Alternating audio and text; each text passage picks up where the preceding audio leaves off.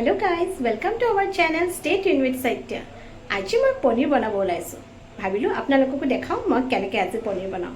বলকচোন তেতিয়াহলে ভিডিওটো আৰম্ভ কৰো আৰু আপোনালোকক দেখাই থাকো আজি মোৰ ৰেচিপিটো।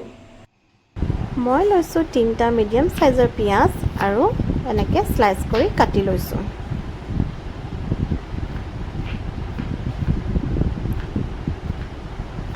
তাৰ পিছত লৈছো মই এটা ডাঙৰ বিলাহী। বিলাহীটো ঠিক পিয়াজৰ নিচিনাকৈ স্লাইস কৰি কাটি লম।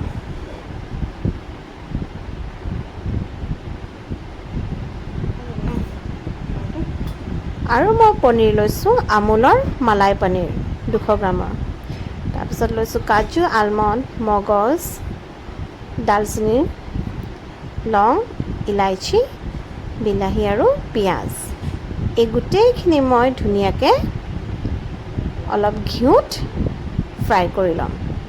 কেৰাহীখন গৰম হোৱাৰ পিছত মই 3 চামুচমান ঘিউ এনেকৈ দি লৈছোঁ। আৰু যেতিয়া ঘিউখিনি গৰম হৈ যাব তেতিয়া মই গোটেইখিনি ধুনীয়াকৈ ফ্ৰাই কৰি ল'ম। 10 মিনিটমান মই ফ্ৰাই কৰিম যাতে ইয়াৰ ৰংটো গোল্ডেন ব্ৰাউন হয়। এইখিনি লাহে লাহে লৰাই থাকিব, নহ'লে লাগি যোৱাৰ চান্সেছ থাকে। দেখিছে ন, ইয়াৰ কালাৰখিনি লাহে লাহে চেঞ্জ হ'বলৈ লৈছে।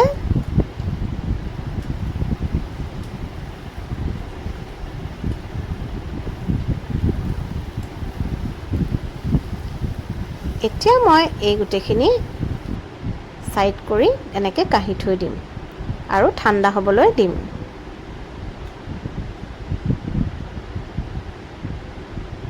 দেখিছে না, ৰংটো ইমান ধুনীয়া হৈছে। প্ৰায় 10 মিনিটমান থোৱাৰ পিছত এইখিনি ঠাণ্ডা হ'ব আৰু তাৰ পিছত মই এনেকৈ মিক্সাৰ জাৰত গোটেইখিনি ভৰাই ইয়াৰ পেষ্ট কৰি দিম।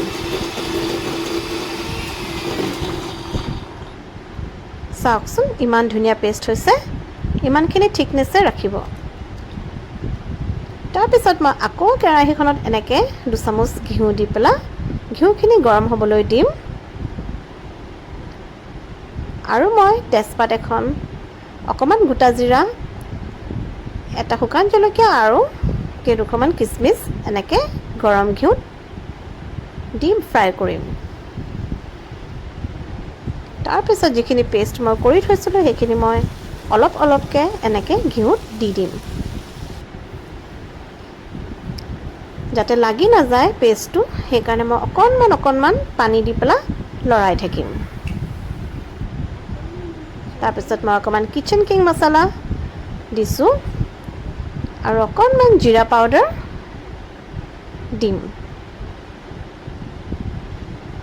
আৰু কালাৰটোৰ কাৰণে অকণমান কাশ্মীৰী মিৰ্চ আপোনালোকে দিব পাৰে।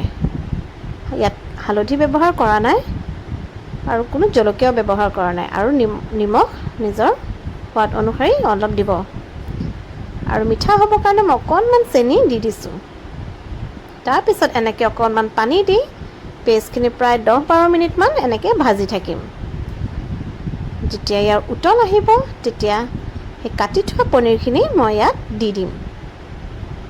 তাৰপিছত আকৌ 5 মিনিটমান এই গোটেইখিনি লৰাই থাকিব আৰু তাৰপিছত আমাৰ পনীৰ ৰেডি হৈ যাব। চাওকচোন ইমান ধুনীয়া হৈছে পনীৰটো। আপোনালোকে আমাৰ যদি আজি ভিডিঅ'টো চাই ভাল পালে তেতিয়াহ'লে লাইক, কমেণ্ট আৰু শ্বেয়াৰ কৰিব নাপাহৰিব। আৰু প্ৰথমবাৰলৈ যদি আমাৰ ভিডিঅ' চাইছে তেতিয়াহ'লে চেনেলটো ছাবস্ক্ৰাইব কৰি দিব। Thanks for